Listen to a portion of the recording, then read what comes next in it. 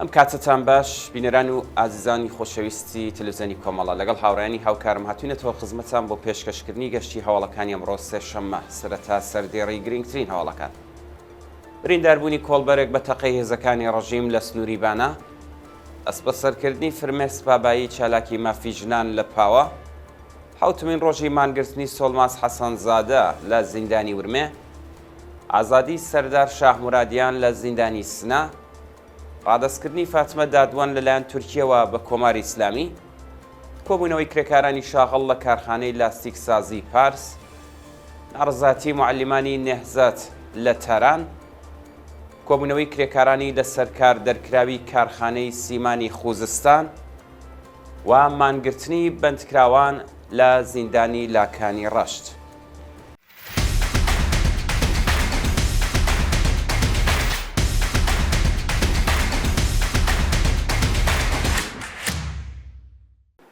درێژەی هەوڵەکان.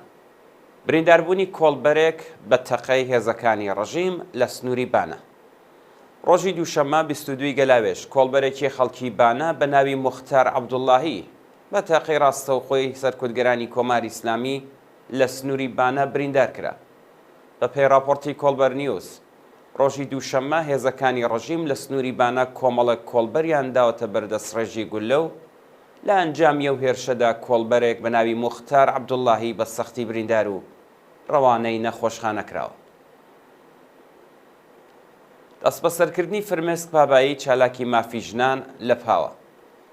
ڕۆژی دووشەممە 22 گەلاوێژی 1403 فرمێسک بابایی چالاکی مافی ژنان و خەڵکی پاوە پاشبانکران بۆ ئیدارەی ئیتلاعاتی و شارە دەست بەسەر و ڕەوانەی گرتوخانەی ئەو ناوەندە ئەمنیەتیەکرا.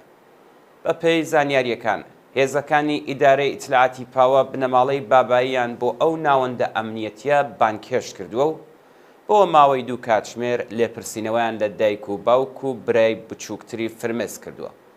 پاش لێپرسینەوە بازجۆکانی ڕەژیم فرمێسک باباییان دەست بەسەر کردووە و کاتێک دایکی و چالاکە مەدەنیە ناڕەزایەتی دەربڕیوە تونند و تیژیان لەگەڵی دادواندووە.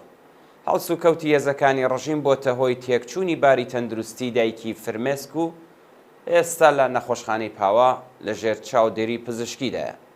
فرمێسک بابایی ساڵی ڕابردوو هاوکار لەگەڵ ساڵڕۆژی فتوای جیهادی خومەینی لەژێ خەڵکی کوردستان بە بەکارهێنانی تونند و تیژی دەست بەسەر و بۆ گرتوخانەی ئیدارەی ئیتلاعات ڕاگوێزرا.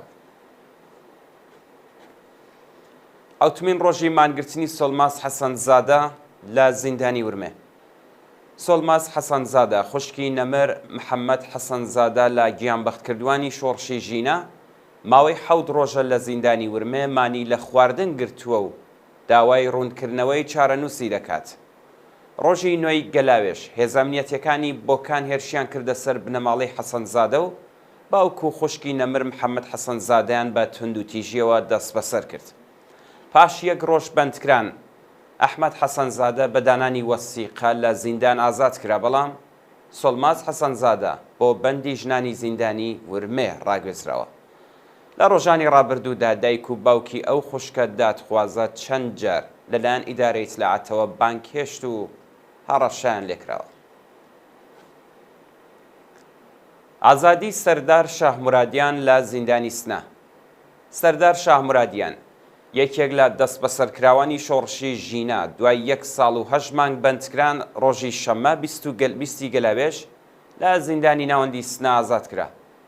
سەردار شاهمورادیان تەمەن 28 ساڵ و خوێندکاری بەشی ئەندازیاری لە زانکۆی زانیاری پزیشکی سنا لە ڕەوتی ناڕەزایەتیەکانی شۆڕشی ژینە دەست بەسەر و بۆ ماوەی 2 مانگ بە مەبەستی وەرگرتنی دامپێدانانی زۆرەملێ لەژێر ئەشکەنجەی توندا بوو. ئەم خوێندکارە دوای 2 مانگ ئەشکەنجە لە گرتوخانەی ئیدارەی ئیتلاعات بۆ زیندانی ناوەندی سنا گواسترایەوە. ڕادەستکردنی فاتمە دادوان لەلایەن تورکیەوە بە کۆماری ئیسلامی. فاتمە دادوان بەندکراوی سیاسی پێشووە لە دەست بەسەرکراوانی شۆڕشی خەزەڵوەری 98 کە لە دادگای نێودەوڵەتیدا دژ بە کۆماری ئیسلامی شایەتیدا بوو لەلایەن پۆلیسی تورکیەوە دەست بەسەر و دیپۆرتی ئێران کرا. فاتمە دادوان ڕۆژی شەممە 13 گەلاوێژ لە کاتی تێپەڕین لە سنووری تورکیا هاوڕێ لەگەڵ منداڵە تەمەن 18 ساڵەکەی لەلایەن پۆلیسەوە دەست بەسەر و بۆ کەمپی دیپۆرتیەکانی ئایدین گوازرایەوە. ناوبراو لە ڕێکەوتی 25 خەزەڵوەری ساڵی 98 هەتاوی دەست بەسەر و بۆ وەرگرتنی دامپێدانانی زۆرم لێ خرای ژێرگوشار و سەختی ئەشکەنجەدرا. فاتمە لە 2 پەروەندەی جیاجیادا لە شارەکانی بۆکان و مەهاباد محاکەمە و بە 10 ساڵ زیندان و 30 زەربە شەلاق سزادرا، بەڵام سزاکەی لە دادگای پێداچوونەوە بۆ 45 مانگ کەم کرایەوە. کۆبوونەوەی کرێکارانی شاغڵ لە کارخانەی لاستیکسازی پارس. ڕۆژی دووشەممە 22 گەلاوێژ کرێکارانی شاغڵ لە کارخانەی لاستیکسازی پارس لە ساوە بۆ چەندومین ڕۆژی بەردەوام لە ناڕزایەتی بە جێبەجێ نەکردنی داخوازیەکانیان کۆبوونەوە. کرێکارانی ناڕازی کارخانەی پارسی ساوە خوازیاری چاکسازی لە سندوقی پاشەکەوت بوون و لە ئاسکەمکردنەوەی ڕێژەی حەقدەست و بڕینی وامی کرێکاری ناڕزایەتیان دەربڕی. پێشتر بەپێی ئەساسنامەی شرکەت 3% حەقدەستی کرێکاران بۆ پاشەکەوت کەم دەکرات تاکو و کرێکاران وەکو وام بەهرەی لێ ببن. بەڕێوەبەرایەتی شرکەت لە ساڵی 97 هەتاویەوە وامی کرێکارانی بڕیوە و حەقدەستەکانیانی کەم کردووە. ناڕزایەتی معەلیمانی نێهزەت لە تاران. معەلیمانی نێهزەت و کارنامە سەوزی ئێران ڕۆژی دووشەممە 22 گەلاوێژ بۆ دووهەمین ڕۆژی بەردەوام لە ئاستۆخی خراپی پیشەیی و معیشەتی کۆبوونەوە. معەلیمانی نێهزەت و کارنامە سەوزی ئێران خوازیاری پێدانی داخوازیە دواخراوەکان، گۆڕانی دۆخی پیشەیی، نوێکردنەوەی گرێبەست، زیادکردنی حەقدەست، بەکردەوە دەرهاتنی گەڵاڵەی ڕیزبەندی پیشەکان، دابینکردنی بیمەی تەکمیلی و هەروەها چاکسازی لە ژیان و معیشەتیان بوو. کۆبوونەوەی کرێکارانی لە سەرکار دەرکراوی کارخانەی سیمانی خوزستان. ڕۆژی دووشەممە 22 گەلاوێژ کۆمەڵێک لە کرێکارانی لە سەرکار دەرکراوی کارخانەی سیمانی خوزستان لە ناڕزایەتی بە ناڕوونی دۆخی پیشەیی کۆبوونەوە. بە پێی زانیاریەکان ژمارەیەک لە کرێکارانی کارخانەی سیمانی خوزستان بە 2 ساڵ پێشینێکاریەوە لە سەرکار دەرکراون و هێشتا داخوازیەکانیان پەرداخت نەکراوە. ڕۆژی ڕابردوو کرێکارانی بێکارکراوی ئەو کارخانە بۆ چەندومین جار لە بەردەم فەرمانداری کۆبوونەوە و خوازیاری پێدانی داخوازیەکان و گەڕانەوە بۆ سەر کار. پەرەسەندنی مانگرتنی کەشاوەرزان لە ئیسفەهان. ڕۆژی دووشەممە 22 گەلاوێژ کەشاوەرزانی ئیسفەهانی بۆ چەندومین ڕۆژی بەردەوام لە ناڕزایەتی بە نەدانی حەقئاوە درێژەیان بە مانگرتندا. لە ڕۆژی 13 گەلاوێژەوە کەشاوەرزانی ئیسفەهانی دژ بە نەدانی حەقئاوەی زایەندەڕوت بە تراکتۆرەکانیانەوە لە فەلەکەی خۆراسکان مانیان گرتووە. کەشاوەرزانی ناڕازی بە لێدانی خێوەت هاوڕێ لەگەڵ بنەماڵەکانیان لە مەیدانی خۆراسکان کۆ دەبنەوە و داوای پێدانی حەقئاوە، پێدانی پشکی سوتەمەنی، دیاریکردنی نرخی گونجاو بۆ بەرهەمە کشت و کاڵیەکان و هەروەها قەرەبووکردنەوەی زیانەکانیان بوون. مانگرتنی بەندکراوان لە زیندانی لاکانی ڕەشت. بەیانی ڕۆژی سێشەممە 23 گەلاوێژ بەندکراوانی سیاسی زیندانی لاکانی ڕەشت هاوکات لەگەڵ کارزاری نا بۆ ئیعدام دژ بە ئیعدامی بەندکراوان لە ئێرانمانیان لە خواردن گرت. کارزاری نا بۆ ئیعدام لە مانگی بەفرامباری ساڵی ڕابردووە دەستی پێکردووە و سێشەممەی هەموو هەفتەیەک بەندکراوانی سیاسی لە زیندانەکانی قزل حەسار و ناوەندی کەرەج، ئێڤین، تارانی گەورە، نەغەدا، سەقەز، ورمێ، شیراز، عێراق، تەورێز، ئەردەبیل، بانا، ئیسفەهان، ئەهواز و مەشهەد دژ بە سزای ئیعدام مان دەکرن. ئەمڕۆ بەیانی سێشەممە بەندکراوانی سیاسی زیندانی لاکانی ڕەشت پەیوەست بەو کارزارەوە بوون و پشتیوانی خۆیان لە بەندکراوانی ژنی مەحکوم بە ئیعدام و بەغی دەربڕیوە.